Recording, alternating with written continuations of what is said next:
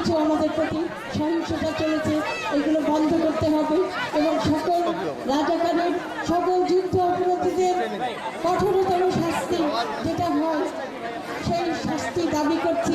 এবং জানাতে চাই আমাদের মাঝে অনেক বড় ব্যক্তিত্ব আছে যাদেরকে আমরা একে একে ডাকবো, তারা আসবেন, কথা বলবেন, কিন্তু মঞ্চে সবাইকে আমরা এখন একসাথে ডাকতে পারছি না, আমাদেরকে ক্ষমা করবেন। বিশ্ব নারী দিবসে গণজাগরণ মঞ্চের সাথে সংহতি প্রকাশ করেছেন নারী সংস্কৃতি কর্মীরা। তাদের মধ্যে আছেন বিশিষ্ট অভিনেত্রী ফেরদৌসী মজুমদার, আফরোজা বানু, জয়শ্রী কর, রূপা মজুমদার, ডালিয়া আহমেদ, ঝর্ণা সরকার, নাইলা তারানুম কাকুলি, অনন্যা লাবণী পুতুল,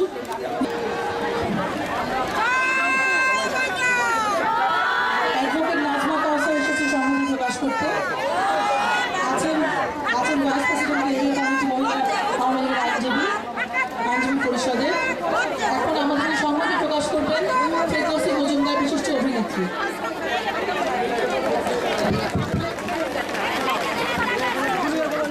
আমি সকলকে বিনয়ের সাথে অনুরোধ জানাচ্ছি, আমরা এই গণজাগরণ মঞ্চে আজকে নারী জাগরণ যে কর্মসূচি সেটাকে সফল করার জন্য আপনারা যারা মঞ্চে আছেন তারা যাদের প্রয়োজন নেই তারা নেমে যান এবং বাকিরা বসে পড়ুন। আর সংস্কৃতি করবে যারা, যখন গান করবেন তখন শিল্পীরা কেবলমাত্র দাঁড়িয়ে থাকবেন।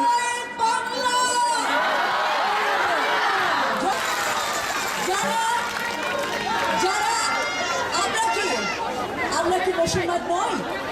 যারা ধর্মের নামে অপকর্ম করে, ধর্মের নামে সংখ্যালঘুদের বাড়ি ঘর জ্বালায়, কোন ধর্মে কি এই কথা লেখা আছে?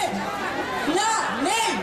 সুতরাং এই সমস্ত ধ্বংসাত্মক কার্য, জ্বালিয়ে পুড়িয়ে সব নষ্ট করা, মানুষ খুন করা, একজন আলেম বলেছেন যে ইসলামে খুন করা, খুন, রাহাজানি এগুলো নেই। যার যার মতো ফতোয়া তৈরি করে, যার যার মতো অপকর্ম করে, মানুষ খুন করে এই বাংলাদেশে থাকতে পারে না।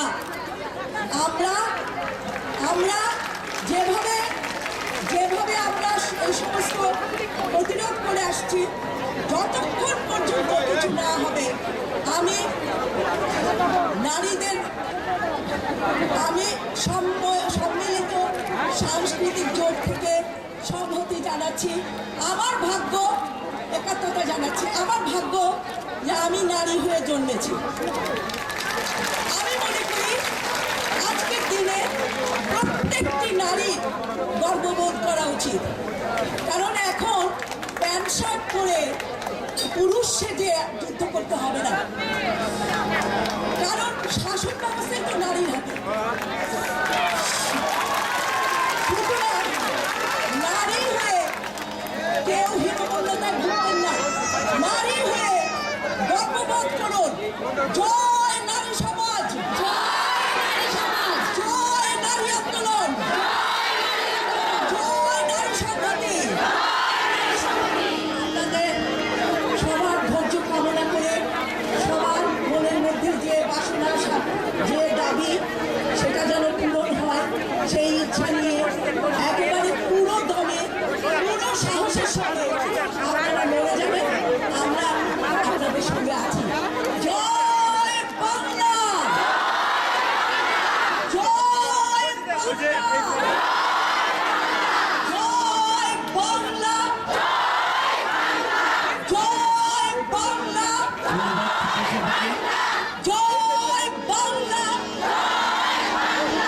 ধন্যবাদ, ভালো থাকুন। ধন্যবাদ আপনাকেও। বন্ধুরা, আমি একটু অনুরোধ জানাচ্ছি, এই সামনে যারা আমরা আছি বিশেষ জনেরা বসে পড়ুন। আপনারা বসে পড়ুন। শুধু সাংস্কৃতিক আন্দোলন কর্মীরা তারা থাকবে না, বাকি সময় বসে পড়ুন। আমি বিনয়ের সাথে অনুরোধ জানাচ্ছি আপনাদেরকে একটু বসে পড়ুন। আপনারা, আমাদের এখন গণসংগীত চলছে, এটা চলতে থাকবে। আমরা আনুষ্ঠানিকভাবে কিছুক্ষণ পরেই আমাদের কর্মসূচি শুরু করবো।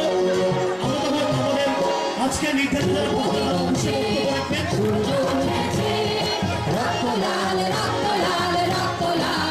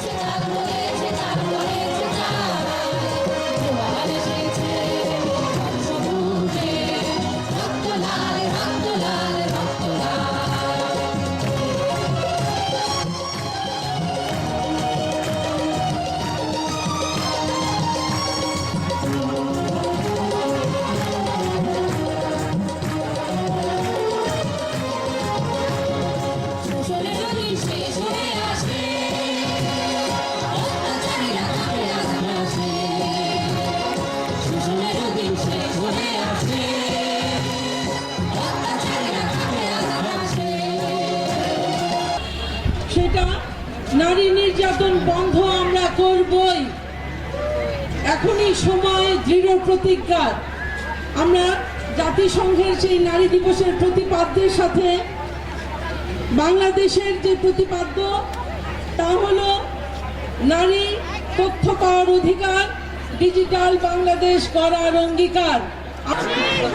Now the spokesman, Dr. Imran, is on the stage. He is going to make his speech. সংগ্রামী উপস্থিতি, আপনারা জানেন আজ আমাদের নারী জাগরণী সমাবেশ। আজকে আন্তর্জাতিক নারী দিবস উপলক্ষে গণজাগরণ মঞ্চ এই সমাবেশের আয়োজন করেছে। আমি এখানে উপস্থিত সকল নারী সংগঠক, নারী নেতৃবৃন্দ সহ ছাত্রী বোনেরা যারা আছেন, বিভিন্ন শ্রমজীবী নারী সংগঠনের নেতৃবৃন্দ সহ সবাইকে আন্তরিকভাবে অভিনন্দন ও কৃতজ্ঞতা জানাচ্ছি আজকের এই সমাবেশে উপস্থিত হবার জন্য। আমরা ডিজিটাল বাংলাদেশ গড়ব, আমরা তথ্য পাবো এবং সেই সচেতনতা, সেই প্রতিজ্ঞা দিয়ে আজকের সমাবেশ শুরু করছি। সমাবেশের শুরুতে আমরা জাতীয় সঙ্গীত দিয়ে আমাদের প্রতিবারে সমাবেশ শুরু করি। আজকেও জাতীয় সঙ্গীতের মাধ্যমে সমাবেশ শুরু করব। আপনারা সবাই উঠে দাঁড়িয়ে আমাদের পবিত্র পতাকার দিকে চোখ রাখুন এবং জাতীয় সঙ্গীত পরিবেশন করুন।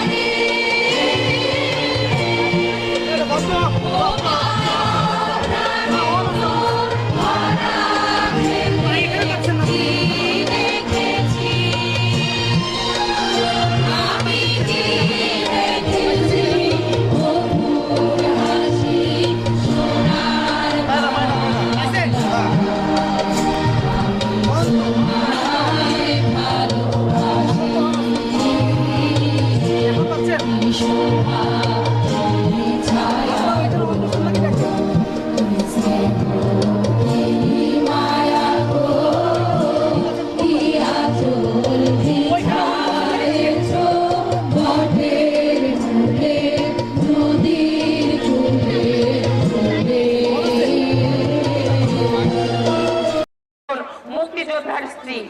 আপনি যদি মুক্তিযোদ্ধার স্ত্রী হয়ে থাকবেন, আমি কিছুতেই বুঝতে পারি না কিভাবে আপনি আজ সেই রাজাকার, সেই আলবদর, সেই সন্ত্রাসী জামাত শিবিরের পক্ষ নিয়ে কথা বলেন। আমি বলতে চাই, আমি কিছুতেই বুঝতে পারি না আপনি আছে কিভাবে তাদের পক্ষ নিয়ে তাদের হরতালকে সমর্থন করেন। আমি কিছুতেই এটা বুঝে উঠতে পারিনি। আমি শুধু একজন নারী হিসাবে এই 8 মার্চে আপনার কাছে একটি আহ্বান রাখতে চাই। জামাত শিবিরের পক্ষ ত্যাগ করুন, রাজাকারের পক্ষ ত্যাগ করুন, গণজাগরণের মঞ্চে আসুন। শুধু ক্ষুধা, শোষণ এবং সন্ত্রাস মুক্ত বাংলাদেশ নয়, ক্ষুধা, শোষণ, সন্ত্রাস এবং রাজাকার মুক্ত বাংলাদেশ গড়ার লক্ষ্যে গণজাগরণের মঞ্চে এসে জনতার কাতারে দাঁড়িয়ে একাত্মতা প্রকাশ করুন।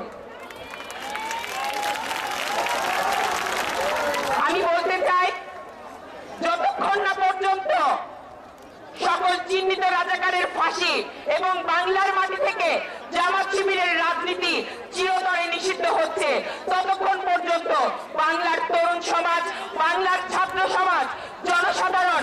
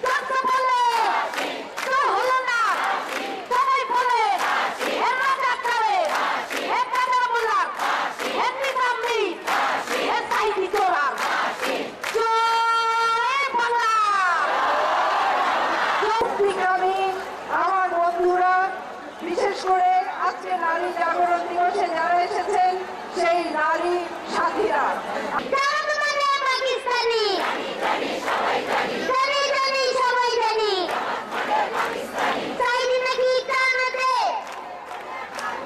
দিলে বইয়া কানাতে চাইনি নাকি টানতে দিলে বইয়া কানাতে চাইনি রাস্তা না রাজাকে রাস্তা না নিজামি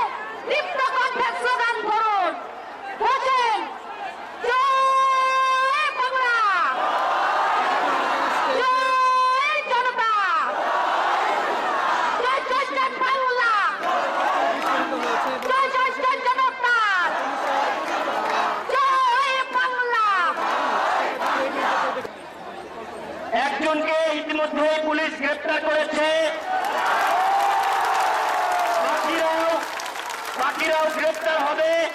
আপনারা ছুটোছুটি না করে সবাই বঙ্গবন্ধু মেডিকেল থেকে এই মঞ্চের সামনে এসে ঐক্যবদ্ধভাবে থাকুন। কেউ আতঙ্কিত হবেন না, ছুটোছুটি করার দরকার নাই। আইন শৃঙ্খলা বাহিনী ইতিমধ্যেই সজাগ হয়েছে, তারা প্রয়োজনীয় ব্যবস্থা নেবে। তাই আপনারা ছুটোছুটি না করে মঞ্চের সামনে চলে আসুন।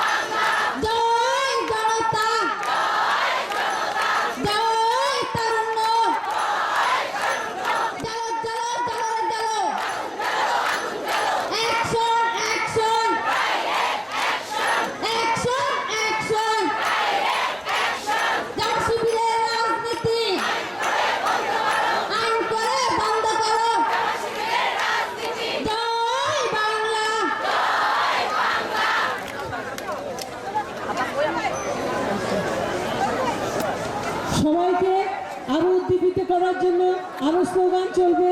আজকে কিন্তু কেউ আমাদের ছেড়ে যাবেন না, কারণ আমরা সবাই একসাথে রাত 9টা 10টা পর্যন্ত আমাদের অনুষ্ঠান চালিয়ে যাব। আমরা তালে তালে স্লোগান দিব, তালে তালে তালি দিব, আমরা আমাদের বক্তৃতা শুনবো। আমাদের সাথে আরো সংহতি প্রকাশ করেছেন বীর মুক্তিযোদ্ধা, জাতীয় নারী নেত্রী, জাতীয় শ্রমিক জোট বাংলাদেশের সভাপতি শিরিন আক্তার,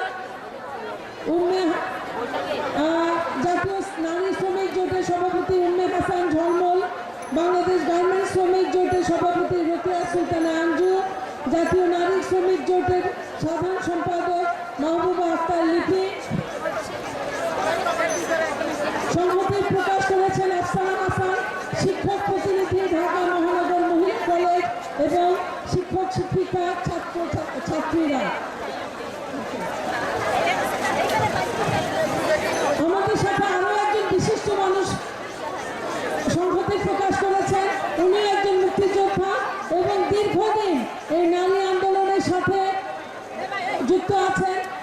নৃত্যশিল্পী নাট্য ব্যক্তিত্ব লায়লা হাসান।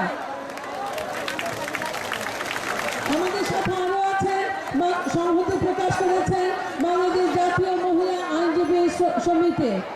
আমরা আবার আমাদের বক্তৃতায় ফিরে যাব। এখনো আমি আপনাদের সামনে আরেকজনকে ডাকবো, আহ্বান করবো আপনাদের সামনে বলার জন্য।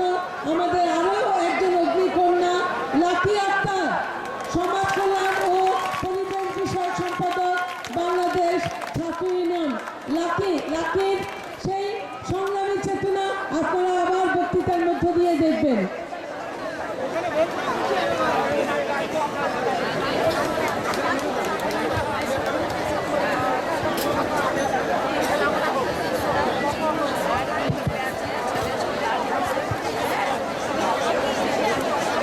সারা বিশ্বে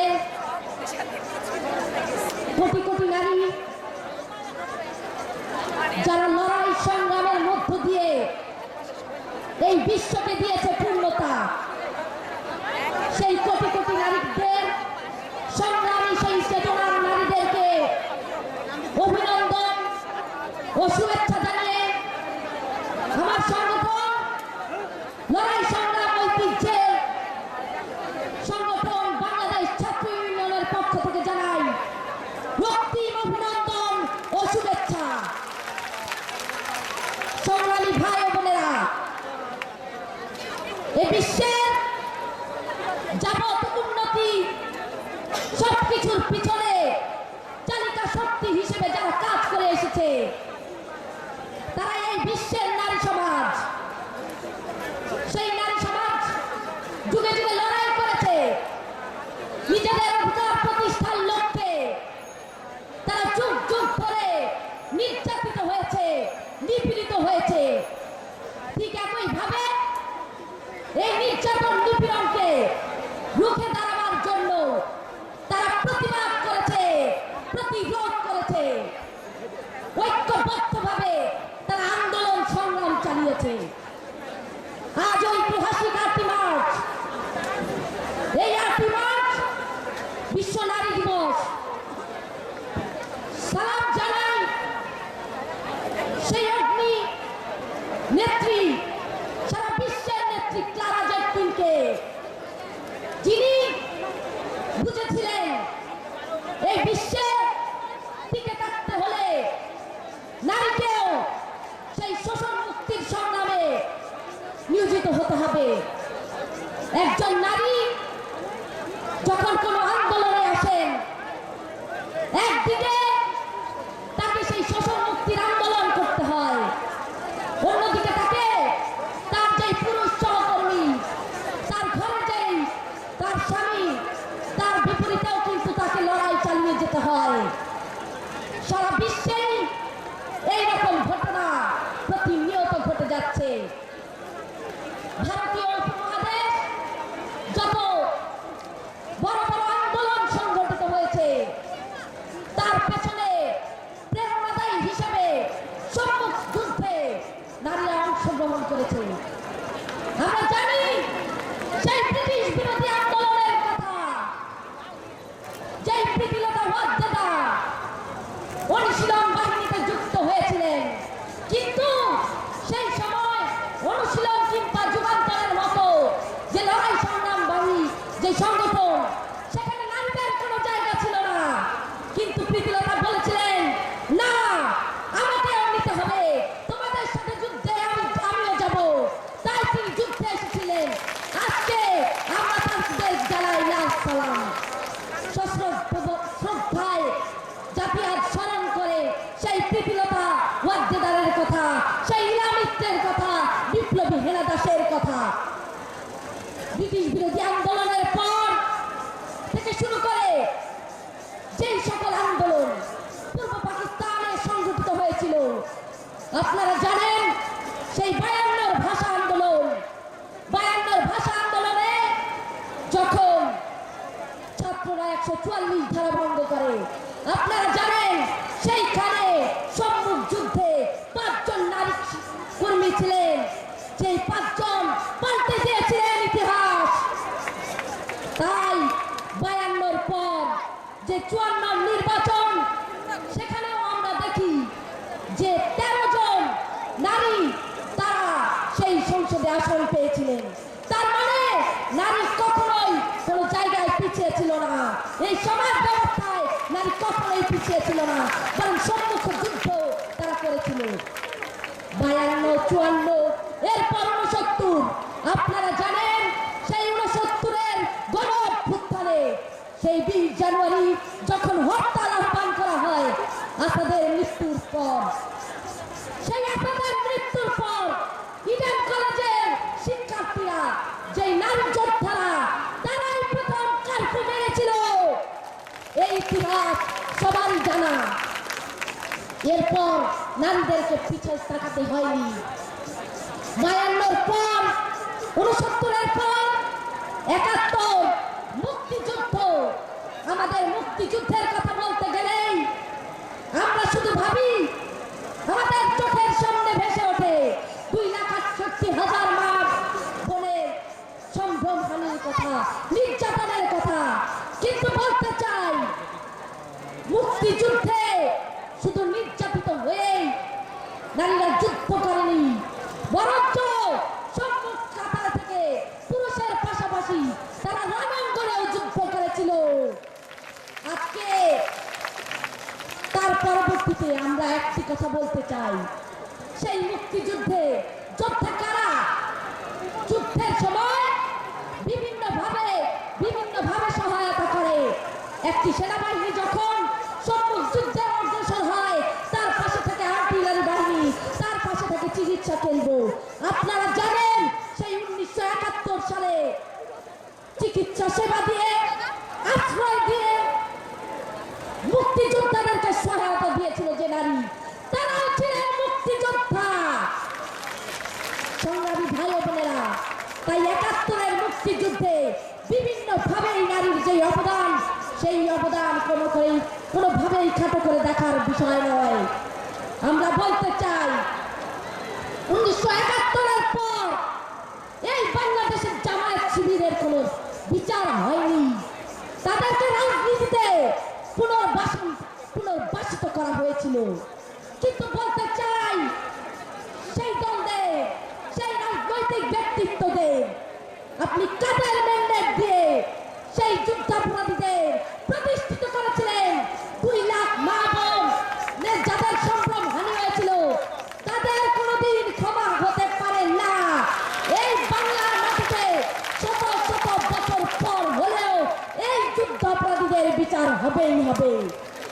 বলতে চাই, 71-এ তাদের সেই যুদ্ধাপরাধীদের ধর্ষণ নিপীড়নের বিচার হয়নি বলেই আজকে 42 বছর পর যে ধর্ষণের কর্মকাণ্ড হচ্ছে, প্রতি বছর হাজার হাজার নারী ধর্ষিত হচ্ছেন, নিপীড়িত হচ্ছেন। আমরা বলতে চাই, কেন আমরা যুদ্ধাপরাধীদের বিচার চাই? কারণ সেই 71-এ যুদ্ধাপরাধীদের বিচার হয়নি বলেই আজকেও 42 বছর পর ওই ধর্ষকেরা পার পেয়ে যাচ্ছে। একটি রাষ্ট্র, গণতান্ত্রিক রাষ্ট্র, সে কিভাবে চলবে? তার তো বৈধতাই থাকে না যদি সে দেশে যুদ্ধাপরাধীরা তাবৎ হালে চলে। আপনারা জানেন, তারপরে সেই কুখ্যাত দেলোয়ার রাজাকার, সেই দিল্লা রাজাকার যে নারীদের সম্পর্কে অশ্রাব্য ভাষায় গালিগালাজ করেছে, আপনারা জানেন। তার ওয়াজের যে ভিডিও, তা যদি আপনারা জানেন, শুনে থাকেন, তবে আপনারা দেখেছেন কিভাবে, কি নোংরা ভাবে তিনি নারীদেরকে উপস্থাপন করেছেন। তাই বলতে চাই, শুধু 71-এর জন্য কি, শুধু 71-এর জন্য নয়, এই 42 বছরের তাদের সেই নারীর প্রতি নির্যাতনের কারণেও এই জামায়াত শিবিরের বিচার এই বাংলার মাটিতে হতে হবে। সংগ্রামী ভাই ও বোনেরা, প্রতিনিয়ত নারীকে সংগ্রাম করতে হয়। আজকে সেই জাহানারায়ণের পর আজকের যে গণ আন্দোলন সারা বিশ্বকে কাঁপিয়ে দিয়েছে, সেই বিশ্বের তাবৎ দুনিয়া যে আন্দোলন সম্পর্কে জানে, সেই সম্পর্কে বলতে চাই, আজকে এই আন্দোলনে যখন নারীরা ঐক্যবদ্ধভাবে হচ্ছে। যখন নারীরা স্লোগানে স্লোগানে কাঁপিয়ে তুলছে বিশ্ব, তখন ওই জামায়াত শিবিরের সবচেয়ে বড় আক্রমণের শিকার হচ্ছে এই নারীরাই।